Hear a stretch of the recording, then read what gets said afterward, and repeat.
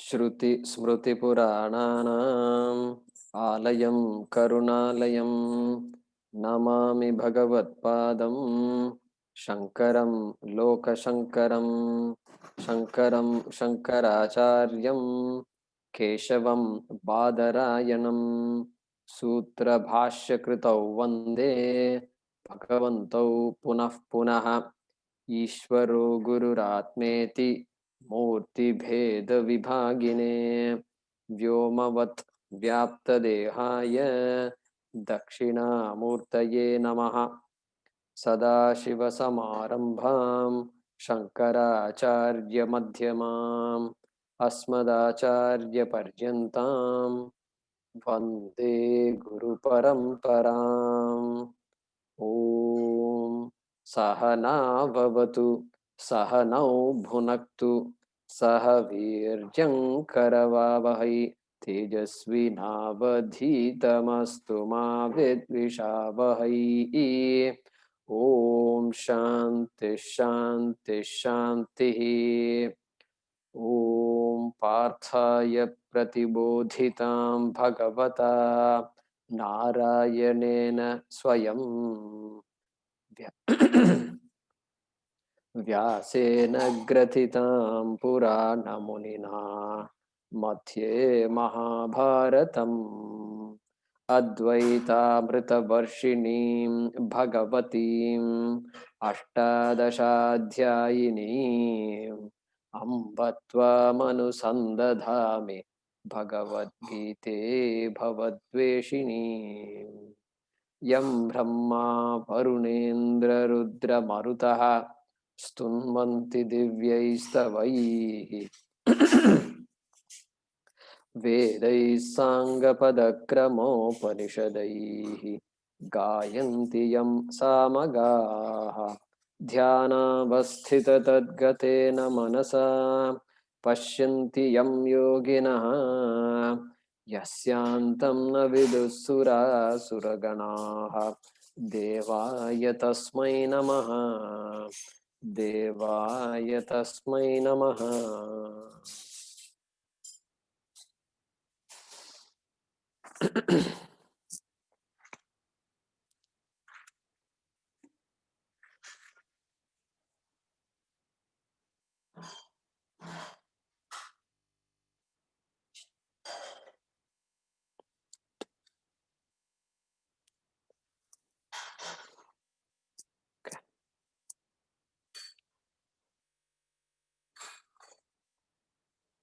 Yeah, Vijay Sundaram ji.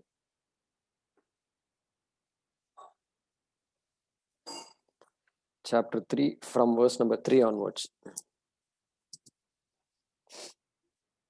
Go ahead and unmute yourself. Shri Bhagavan Uvacha Shri भगवानुवाच Lokesmin Dvividha Nishtha लोकेऽस्मिन् द्विविधा निष्ठा Pura Prokta Maya Nagha पुरा प्रोक्ता मया नः Jnana Yogena Sankhyanam ज्ञानयोगेन साङ्ख्यानां Karma Yogena Yoginam कर्मयोगेन योगिनां न कर्मणामनारम्भात् न कर्मण न कर्मणा नारम्भान् न कर्मणाम् न कर्मणान् अनारम्भात् अनारम्भात् नैष्कर्म्यं पुरुषोऽश्नुते नैष्कर्यं पुरुषोऽश्नुते न च सन्न्यसनादेव न स सन्न्यसनादेव सिद्धिं समधिगच्छति सिद्धिं समधिगच्छति न हि कश्चित् क्षणमपि न हि कश्चित् क्षणमपि जातु तिष्ठत्य कर्मकृत् जादुतिष्ठत्य कर्मकृत् कार्यते ह्यवशः कर्म कार्यते शियवक्ष कर्म सर्वः प्रकृतिजैर्गुणैः सर्वप्रतिकृतैर्गुणैः कर्मेन्द्रियाणि संयम्य कर्मेन्द्रियाणि संयम्य य आस्ते मनसा स्मरन् य आस्ते मनसा स्मरन् इन्द्रियार्थान् विमूढात्मा इन्द्रियार्थान् विमूढात्मा मिथ्याचारः स उच्यते। मिथ्याचारः स उच्यते। यस्त्विन्द्रियाणि मनसा यस्विन्द्रियाणि मनसा नियम्यारभतेऽर्जुन नियम्यारभते अर्जुन कर्मेन्द्रियैः कर्मयोगम् कर्मेन्द्रियैः कर्मयोगम् असक्तः स विशिष्यते। असक्तः स विक्ष्यते। नियतं कुरु कर्म त्वम् नियतं गुरु कर्मत्वं कर्म ज्यायो ह्यकर्मणः कर्म ज्यायोः कर्मणः शरीरयात्रापि च ते शरीरात्राभिसते न प्रसिद्ध्येद कर्मणः। न प्रसिद्धेद कर्मणः। Yeah.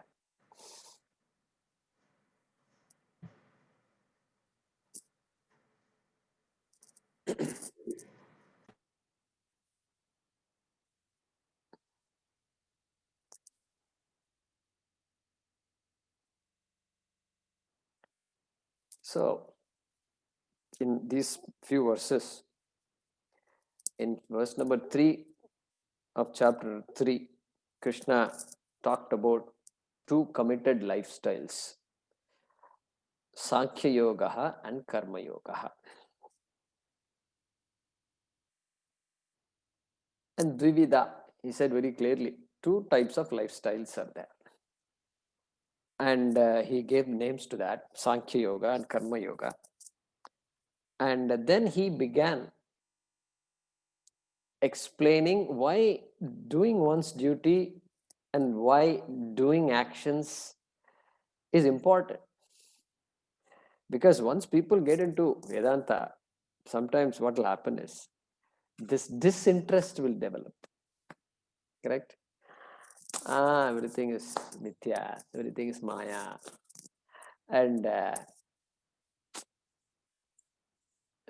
you got to go deeper than all this. You know, we become very philosophical. Many people, start talking philosophy, and you wonder what's wrong with this fellow. Is he really talking Vedanta, or is this fellow disenchanted with life, or what? And Krishna is cautioning Arjuna that this disenchantment is not called for, and you've got to do things with greater love actually once you study Vedanta. And because duty is there, we are all part of a system where we are asked to do things, things are expected of us. So therefore, that is the theme. And here he says in shloka number 8, which we had started last class, Niyatam Kuru Karmatvam. Please do karma. Whatever is mandated of you, Niyatam, by the Vedas. For a Vaidika, Vedas is important. So whatever the Vedas tells you should do, you must do. And whatever the Veda doesn't say also, which is supposed to be done by you, you please do. So just because Vedas is there doesn't mean it has to tell everything. And you learned driving, and you certain rules you learned, but suddenly a truck is coming in front of you. You can't say, no, I'm on the right side of the road, so I'll keep on going. You can't say that. You have to interpret it, and you have to do whatever it takes. You got to move away from the path of the truck. All this you have to do. You have to interpret and come up with your own rules as we go along. So, niyatam kuru karmatvam karma jyayohya karmana. Says doing action is better than not doing action. Akarmana means passive. I won't do because karma binds. Why I won't do? Why Arjuna doesn't want to do? He's not afraid of doing things, but I won't do because jnanam. Because ajnanam is the root cause of the problem, and ignorance for which I have to know. And Krishna already started teaching about Atma, and therefore now let's focus on this knowledge and let everything else wait, and everything else is not important. No, karma jayaha hi akarmana. Karma indeed is superior to inaction. Akarma. Action is superior to inaction. That's what is said here. And so Sharira Yatra Pichate, even just for maintaining one's own life, surviving, in other words. Sharira Yatra means survival. One's basic survival. Even for that, you've got to go fend for yourself. You have to eat periodically. And if somebody is there to cook, that is fine. If food is coming from buying food, that is fine. But otherwise, you got to do the cooking. You got to, as they say, who is going to bring food to the table? You know, they use a phrase in America. I heard that. You got to bring food to the table or bread to the table or something. There is a phrase like that. So that for that minimum, some work is needed, and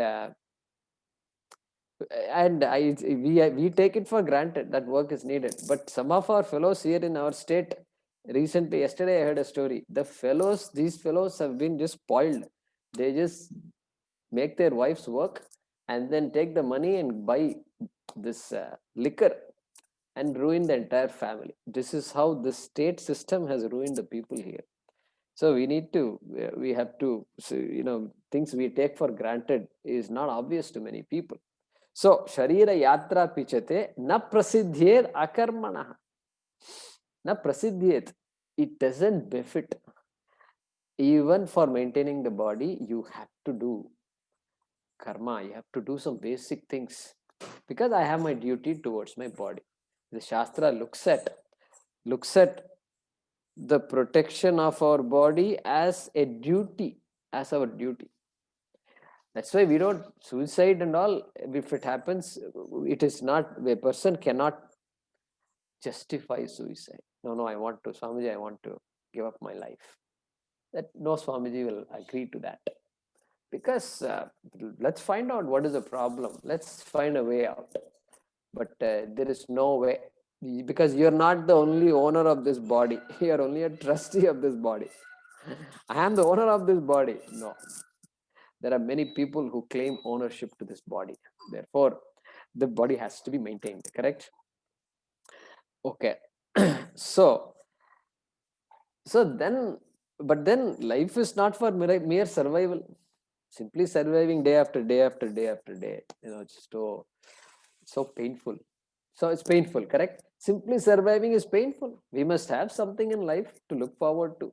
Then only life becomes joyful. And so we talked about purusharthas, correct? So dharmartha kama moksha, everybody seeks that. So moksha being there now, moksha becomes a lakshya, and the purushartha now shifts gradually. Our sights shift from dharmartha kama to dharma and moksha. Artha kama are important, no doubt, but no, it's not. I'm not going to obsess over it so much like I used to before, and moksha becomes important. So then life becomes more meaningful. And sometimes I have this dialogue with children, especially older children, high school children and so forth. So you introduce all these shastras and everything, and then suddenly ask them, how do you define success? How do you define success? And then you ask all the people to talk, and each one will say something. Success means getting a degree and getting a great job. Success means having a good family. Success means something. They keep on saying so many different things. And you break them into groups and then you have them debate on these topics. And what is the purpose of life? You change the question after some time. What is the purpose of life? Then it becomes a little more, a difficult question. Purpose of life is what? To live. Of course, the purpose of life is to live. What kind of question is that? So therefore, you get into this kind of discussion, and then you teach them about purusharthas, teach them about moksha, and then ask the same question again. Then the answers are a little different. So we are also like that here, and moksha is our lakshya. And for Arjuna, the problem is karma will bind me. You already told me, Krishna, karma binds. And why karma binds? Because we all know actions are there, actions are done, and it has every action has two kinds of results. There is a drishta palam, right? There is a seen result of every action, and result I can perceive, I can experience, I can see it right in front of my eyes. And so when I help somebody, then the result is that person thanks you, the person is helped, and then you feel happy. That feeling happy is a drishta phalam, is an experienced result, seen result. Then Shastram says there is a adrishta phalam. Punyam is there or papam is there. And so Arjuna knows this very well. So I do something, I gain punyam or papam, then that's going to go back to my account, and then that account after my death it will fructify, and then I'll come back. Why I should come back? Because that my bank account is there, it has to get exhausted, so I have to come back in another birth. Animal birth is not enough, because animal birth only exhaustion is there. Some exhaustion happens, but then punya is also there, and that punya will give me a human birth, and then I got to keep doing this. Therefore karma binds. So Arjuna understood that, and therefore I don't want, this is a meaningless thing. Now that I know better, I need to move away from this. And but then great idea, Arjuna, but karmas are not exhaustible. He doesn't know that. So it's a childish notion. Oh, it's fine. So I'll just live a little longer. I'll exhaust all my karma. The karma account comes to zero, and then I got moksha. I'll get moksha. No, that formula will not work. We saw that earlier, why it doesn't work. Because the amount of karma in everybody's account is infinite. It's not countable. That much karma is there, and it's just building and building. And yeah, it does get exhausted also, but there's so much karma that you cannot exhaust it. Why so much karma? Because the number of lives that were there before is also so much. It's also infinite. If you say, no, my life started some 300 lives ago, my life started. Well, how did it start? What about, why that first life? Okay, how did you get the first life? First life, how I got? I must have had some punyam or papam, therefore I got my first life. How did you get that? I must have had a life before that. Yeah, correct. You must have had a life before that. And therefore, you keep going back constantly, and there is no end to that. So that is the way to think about karma. And so therefore, by not doing any karma, I am going to release myself from bondage. This idea, Arjuna, you better give up. And by not doing anything, that's great. I am going to stop. And then Gita and all is for all you people. And you guys go ahead and study Bhagavad Gita and Upanishads. For me, I'm just going to sit. I'm going to meditate. And that is all that is needed for me. And so for that person, we say, hey, wait a minute, there is something called Sanchita Karma. that all of us have, not just you, everybody has. And who's going to exhaust that? Who's going to exhaust that? And second question will be, what about all the karma you did in this Janma? Until now, you've been just going around and browbeating people and this and that. What happened to all the punyam and papam? Okay, I didn't know. I was a very nice guy. I dotted the I's and crossed the T's. Did everything very good. Okay, so you got a lot of punya. Who's going to exhaust that punya? That is another argument. Punya from this Janma itself. And then, of course, Krishna already said, Nahi kaschit kshanamapi jatu tishtatya karma krita earlier. So there is no way you can stay away from performing action. Even for a second, you can't do that. Okay. And then, of course, the only person who can say I am not doing any action is one who knows that I am a non-doer, I am akarta. If you can say that, then that's fine. But if you can't, then you have to, until then you have to do your karma. You got to be true to yourself. I'm a karta, I have duties, perform those duties. Okay. So therefore, not doing karma here, Arjuna, is a pipe dream. It is, don't get into that track. Okay. And even though, yes, karma is a cause for bondage, correct. Cause for samsara, correct. All that you have understood. And but yet you can't get away from karma. That is why karma yoga. That is where karma yoga steps in. Because the niyatam kuru karmatvam. And I consider myself to be insecure, and I don't like to be insecure. I don't like to be unhappy. I want to be happy. So it impels me to do. I cannot sit quietly. So this action cannot be stopped. Only when I recognize I am fundamentally secure, I am fundamentally an incarnation of Ananda, only then this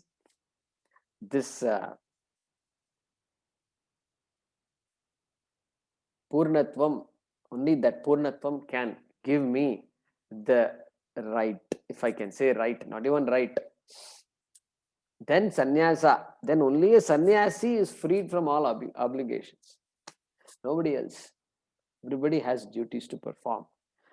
And so that ajnanam is there. Ajnanam, because of ajnanam, I don't know my true nature. Because of that, I have kama. Kama means desire. Desire to make myself happy. What else? What else? You ask somebody, what do you want? And here are some things I want in order so that I can be more comfortable and be happier. Those things are all small things. The list of things we make is all small. Another cell phone I want. I need to do this, do that. I wish I had this, I had that. They're all small things. Finally, what we want is we want to be happy. That's all. That's all what? That is the main thing. It is not all. It is all. I want to be happy. Tell me how I can be happy. This is the fundamental search of a human being. And so everything else we say is a small thing. Chota. I feel like having Mysore Pak, Yeah, good. Feel like having Mysore Pak. But all those things are very small, insignificant things. And so therefore, karma, if karma binds, but at the same time, karma is the only means. I have no choice. And therefore, karma, when looked upon as karma yoga, becomes a sadhanam. Becomes a sadhanam, no longer binds. Karma yoga removes that bondage. We saw that earlier. It removes the bite of the likes and dislikes. That prasada buddhi and Ishwaratmana buddhi. That is what Krishna is going to say, continue to say by using a new word called yajna. Yajna. He's going to use that word. We'll see that. And so the next few verses from 9 to, let's see here.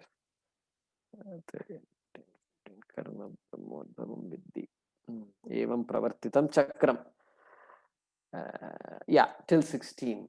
He's going to talk about this yajna. And so we'll have a good opportunity to understand what yajna is. So let's go back to shloka number 8 and translate it. So, niyatam kuru karmatvam. Do action that is to be done. Niyatam kuru karmatvam. Because action is superior to inaction. Karma jayo hi akarmanaha. Hi akarmanaha. He there means because. Because. Tvam means you. So you can add the word you. You do action that is to be done. Because action is superior to inaction.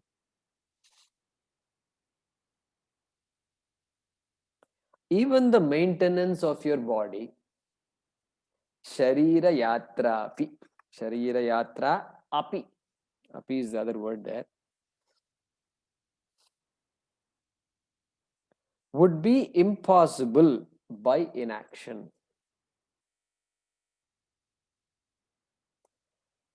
Na prasidhyed akarmanaha. Te means your. Te sharira yatra. Even the maintenance of your body. So cha, there is a cha there. So and even the maintenance of your body would be impossible by inaction. Do action that is to be done because action is superior to inaction. Full stop. That is the first line. Second line would be, even the maintenance of your body would be impossible by inaction.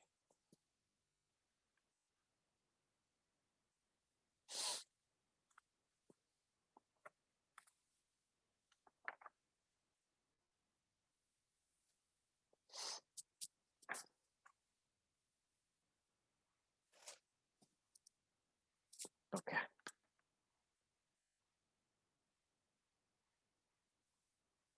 Yeah. Who would like to chant?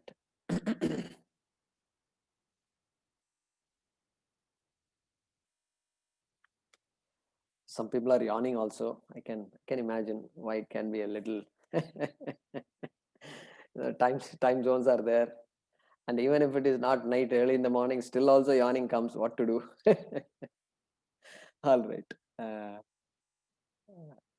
Yeah, Ani Indurkar, go ahead.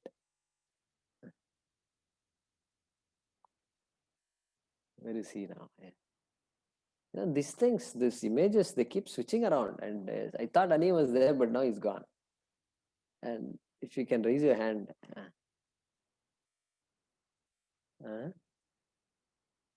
Ani Indurkar. Okay.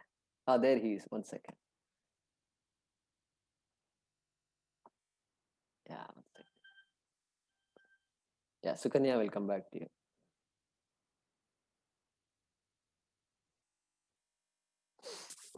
Go ahead. Yeah, it wasn't allowing me to unmute. Yeah. Okay. Okay, shloka number 9.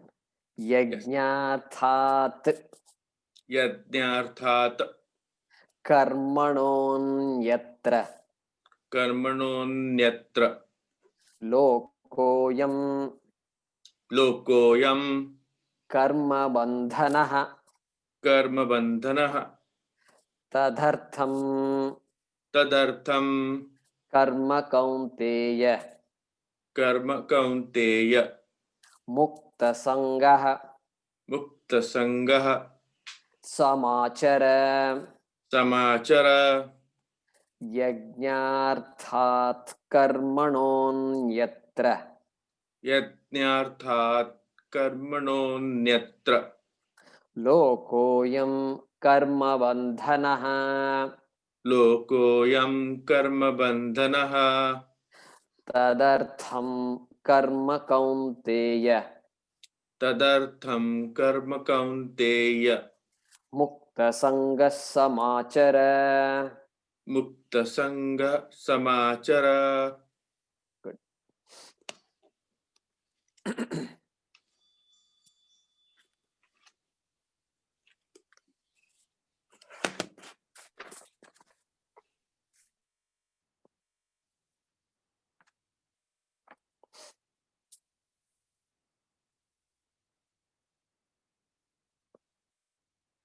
Yeah, so yajna word introduced right there. Yajna arthat. Word yajna is introduced. And next sloka also yajna will be there. And a couple of more slokas, you will have that word. So we need to understand what yajna is. The popular meaning, of course, we do know what yajna is. It's a ritual where offerings are made. So especially a fire ritual where you offer so many things into the fire. Could be ghritam, ghee, or it could be anything else. So many things. Anything can be offered because fire has the property of just consuming whatever you offer. So there are certain prescriptions what you offer, when you offer, and things like that. All of us have seen that. So that sometimes called sacrificial ritual and is called yajna. Now, here our definition of yajna broadens dramatically. Anything I offer at any time to anybody or any place is called yajna. That is the vision change, dramatic shift. Same symbology, same yajna. You offering, yajna means offering. So now why not consider anything you do as a yajna? That is what Krishna is saying here. Okay. So what are the components of a yajna? There must be a giver, one who is about to offer. There must be something you are going to offer. Number 2. Then there is somebody who is supposed to receive that offering. Number 3. Okay. Then the whole act of giving. Number 4. So these 4 components are there for every yajna. And for a ritual, of course, then there is a place. There is an altar. There is a place where something is offered.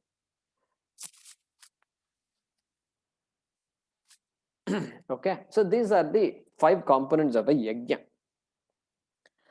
And so, as I said, we are broadening the definition here, and very important in this shloka, Krishna is helping us see that.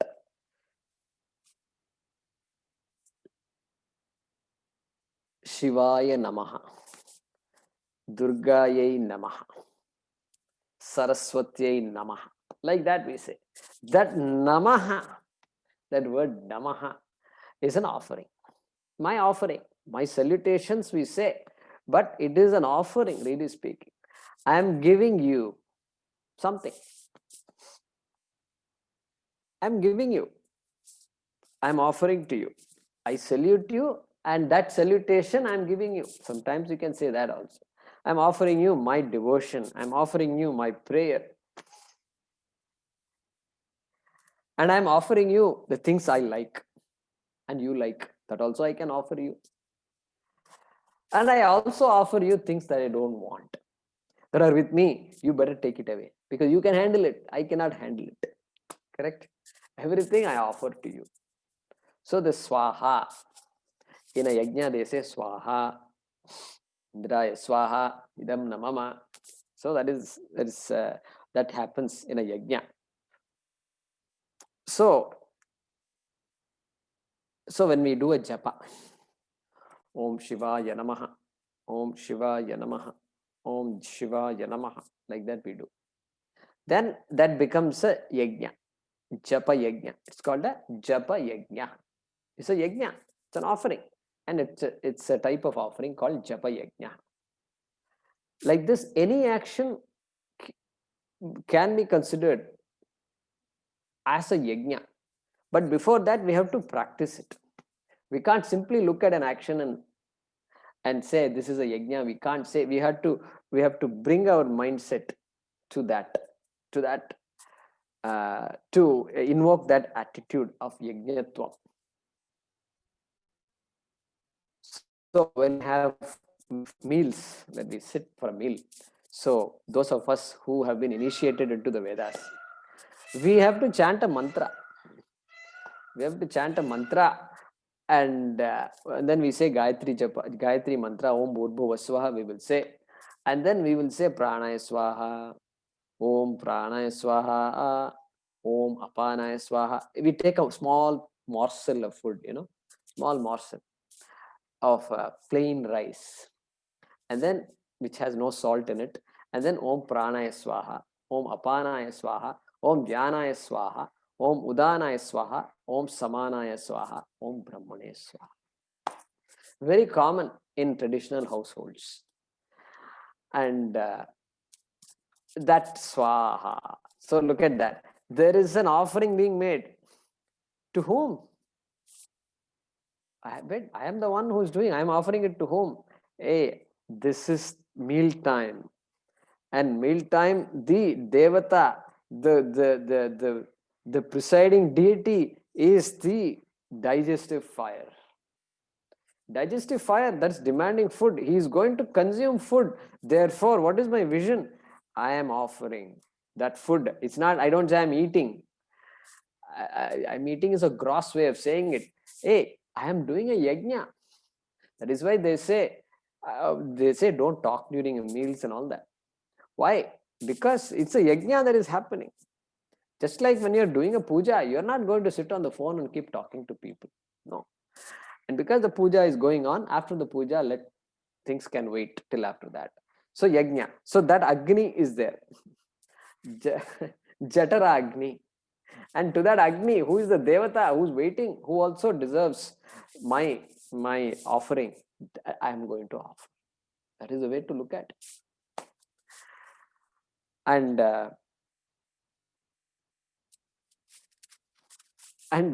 look at this vision. By looking at this digestive fire as another conscious being, not some inert entity, and the whole body is conscious, and only a conscious being does activity, and this entire Bhagavad Gita is meant for a conscious being.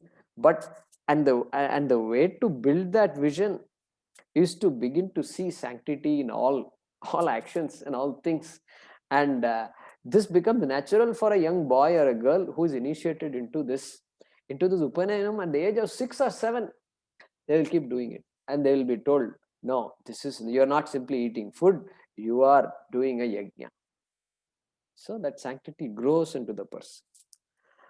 And this fire in particular, look at this fire.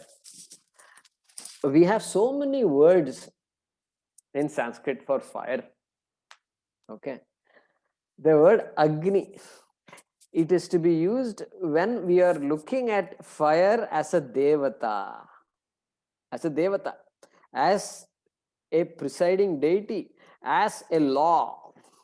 The law of fire, heat, consumption, combustion, whatever comes to mind when you say fire, that entire law is this Devata, Agni Devata. Agni is not simply fire, that thing you see in front of you. It is Devata. Then you use the word Agni. Then Vannihi. Vannihi is another word. Correct? One, is also means fire, but then it has the entirely different meaning. Vah, root, which means to carry. When fire does the function of carrying, then you call that fire fellow, you call him Vannihi. He's carrying. What is he carrying? Well, when you do yajna, you're offering Indraya Swaha and putting it in the fire. Where is Indra? Indra is not in the fire. Indra is up there. Who is going to take all this to Indra? All your offerings to Indra. A fire is going to take that offering. Therefore, he is the postman. He is the carrier. He is doing this function. He is the courier. So you call that fire as Vannihi. Correct? Or you call him Pavakaha. Pavakaha comes from the root pu. Pu means to purify. Look at that. The English word purify has pu in it. Somebody should research and see what is the connection between our dhatu pu and the English purify. So when fire is used to purify something, you go to the pharmacist, you go to the pharmaceutical company or the pharmacist, they use the fire to remove impurities and make a particular compound purer and purer. Pavakaha. Who is doing it? Pavakaha. Not simply fire, that Bunsen burner flame. It's a Pavakaha because he purifies. Then Analaha. Another word is there, Analaha. When the fire is raging out of control and he's showing his power to you, then you call him Analaha. That's why we say in Tamil also, Anal Mari Dahikirது. Anal means just uncontrollable heat.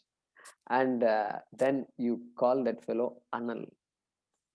Alamna Vidyate. Alam means enough. And this fellow says, he never says enough. You keep on offering and he keeps on taking. And so not enough. Somebody who says not enough. Anal. Look at how many words are there for Agni. And Shushma. Shushma. When fire performs the function of drying, he is called Shushma. Shushmaha or Shushma. We encountered the word Shush before. Where did we encounter the word Shush?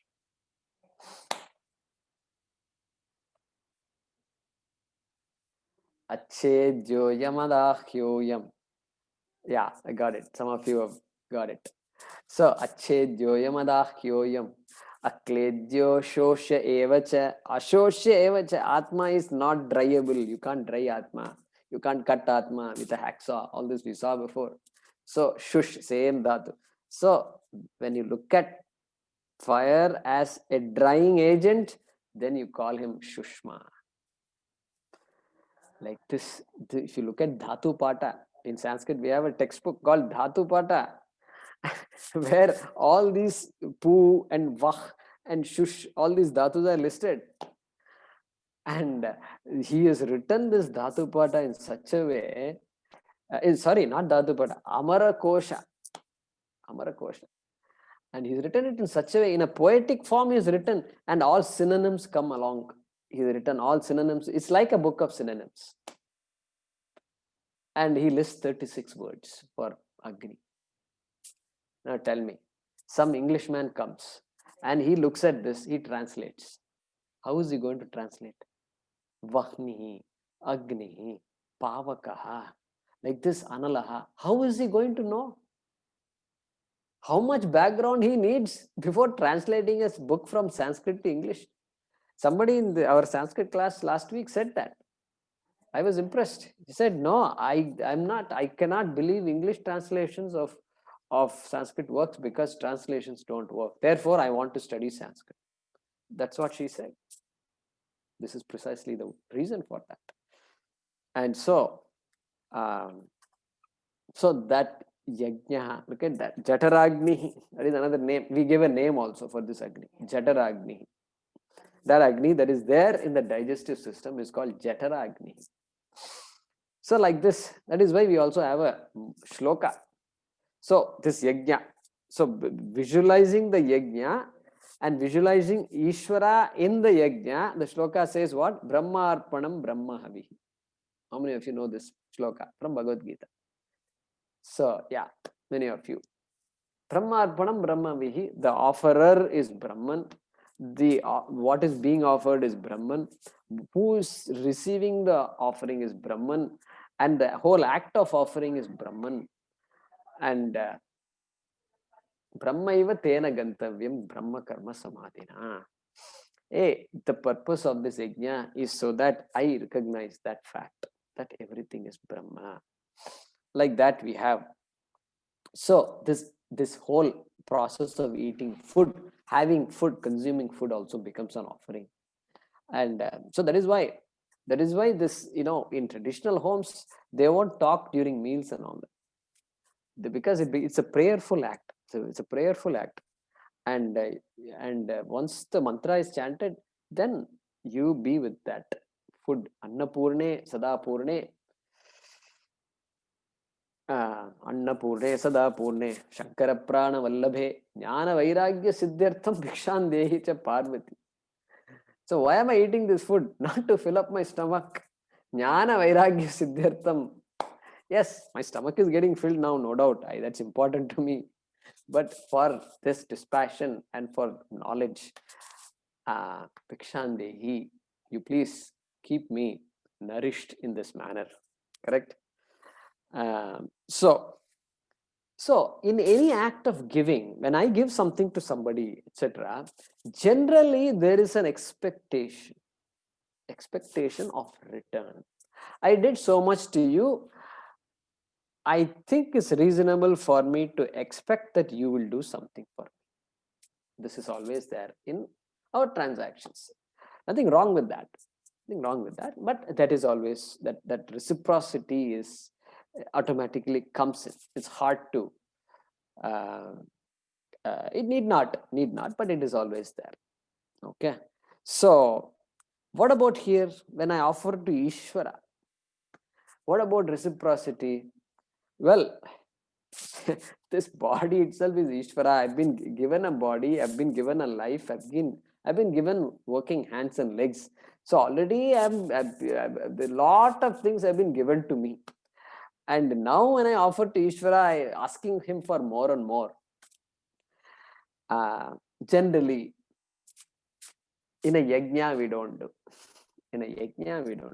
That is why Indraya Swaha idam na mama. Idam na mama. That which I offered is not mine.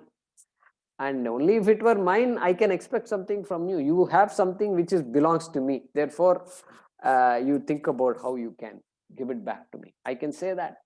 But na mama, I make a declaration. Indraya Swaha idam na mama.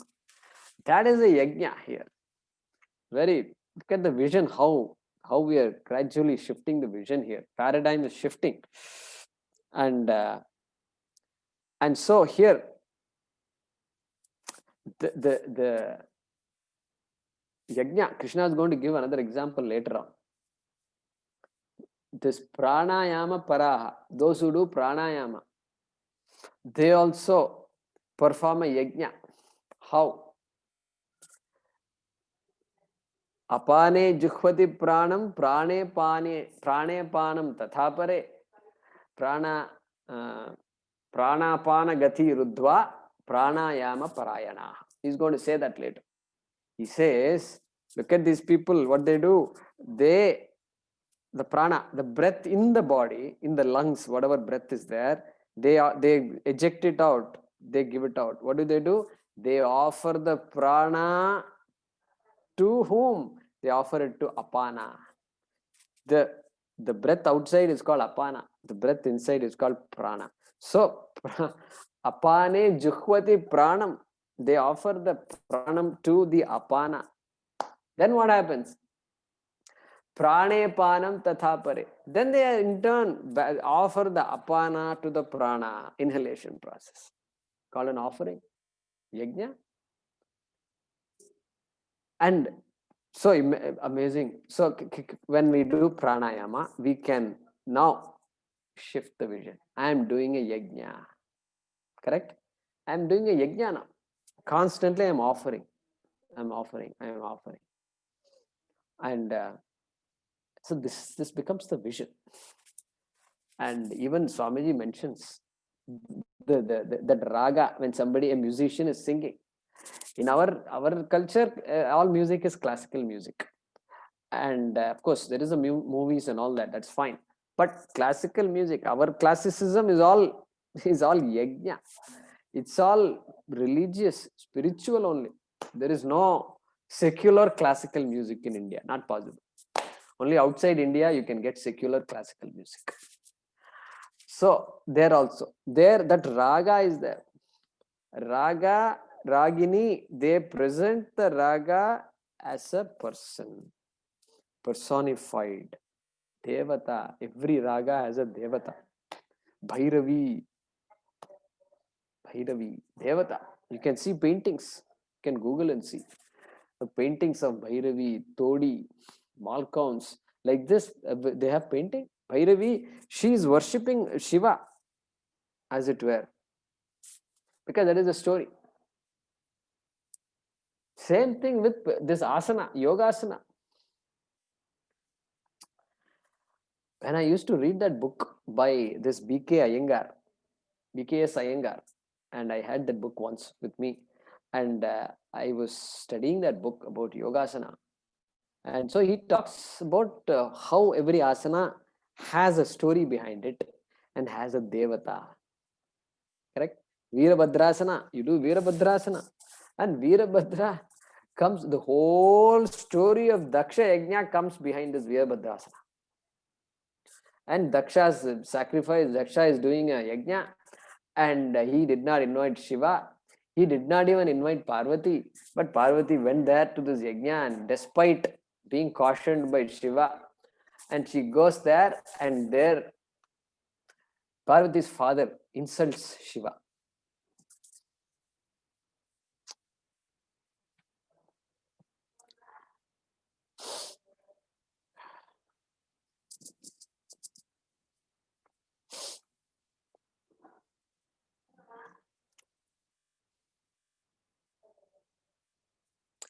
So she couldn't handle it, and she just immolated herself, and Shiva could not handle this, and so he goes on a he dances, and then out of his jata comes this Veerabhadra, correct? And that Veerabhadra is told, you go and give the punishment that is due to Daksha. So that whole story and that whole sanctity comes when you do Veerabhadrasana. Like this, every asana has a mantra, every asana has a devata. Yeah, this is how it is. This is the way yoga has to be understood. So offering, everywhere there is an offering. So when I do asanas, I can visualize the devata and then do the asana. That is why when they do Surya Namaskara, they start Om Hram Mitraya Namaha. Then you do the first Surya Namaskara, Mitraya Namaha. And then Om Hrim Ravaye Namaha, Om Hram Suryaya Namaha. Like this 12 names are there. Hiranya Garbhaya Namaha, Ityadi. So beautiful. Look at that. Now it's an offering. I am not simply doing an exercise to stay in shape. That is definitely going to be an outcome, no doubt. But you do better than that. Why not do better than that? Why not look at that whole process as a yajna? Because Ishvara, everything is Ishvara. Why alienate myself from Ishvara? I've already alienated myself. I need to recognize Ishvara everywhere. Therefore, all these activities. Hey, you don't worry about all this. They will pick up. They pick up faster than us. You tell them when you get up, you chant Karagre, Vasate, Lakshmi, Karamadhye, Saraswati. They will immediately start chanting that. I did it today. I did it 2 times today. Can I do it 2 times, uncle? They will say that. Yeah, you can do 2 times also, no problem. But don't keep your mother waiting too long, okay? So because she's waiting for you, you have to go to school. And so like that, they pick up things pretty fast. So this idea of yajna is very important, that we can appreciate that. And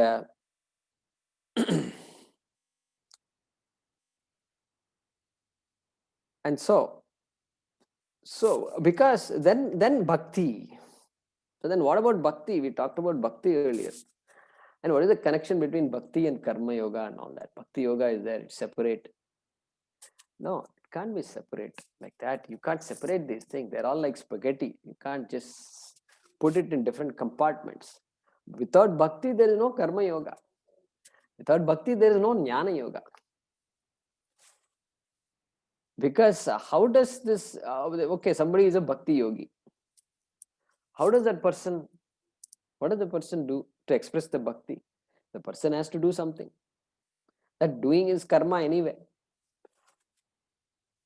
a person does bhajans, puja, etc., if we say, then okay, all these things are also actions. So actions have to be performed, and singing is an action. And so Narayana Hari, Narayana Hari, Narayana Hari, Narayana Hari, Narayana. It's an action. It's a vachika karma. It's an action. Some people, you do this. Narayana Hari, Narayana Hari, Narayana Hari, Narayana.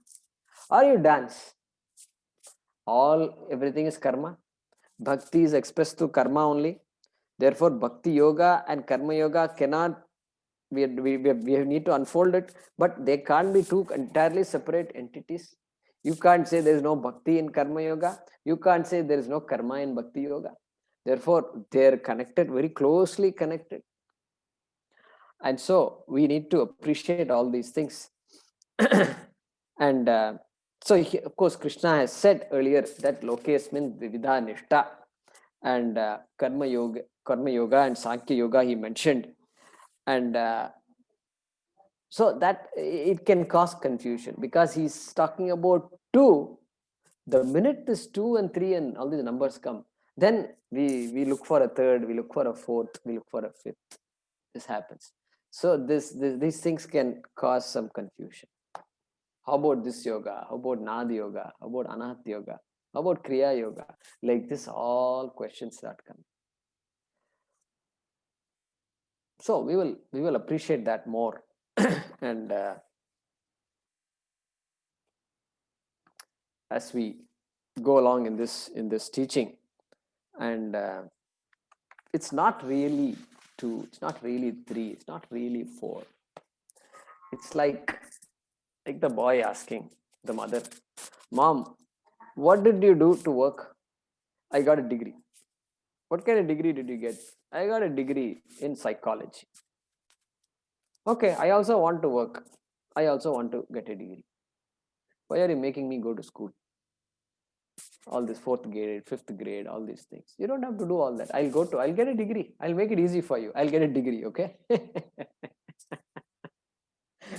No, doesn't work like that. So it's not like school, primary school is different from secondary school and high school, and then this. So there is some krama there, and it's not like one is separate from the other. It is not like so many paths to the goal, so many paths to the destination. It's a very popular idea. And we Hindus take pride. Hinduism is the only religion where you have so many paths. There are as many paths as the number of people practicing. All this we have heard. So we need to put that in quotes and then see what it all means. So with that, let's stop today. And so what we've done today is essentially began to understand this word yajna that Krishna has introduced in the shloka number 9. Okay.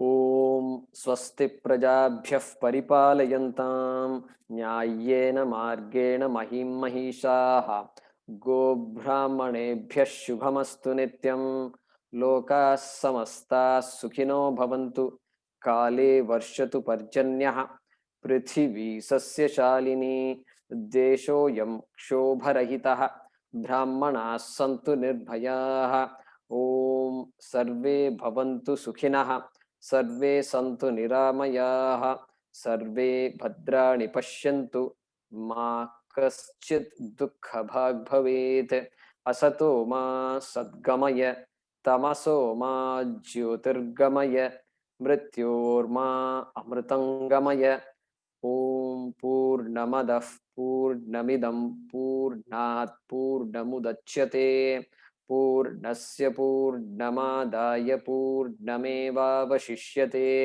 Om Shanti शांति शांति हरि ओम श्री गुरुभ्यो नमः हरि ओम।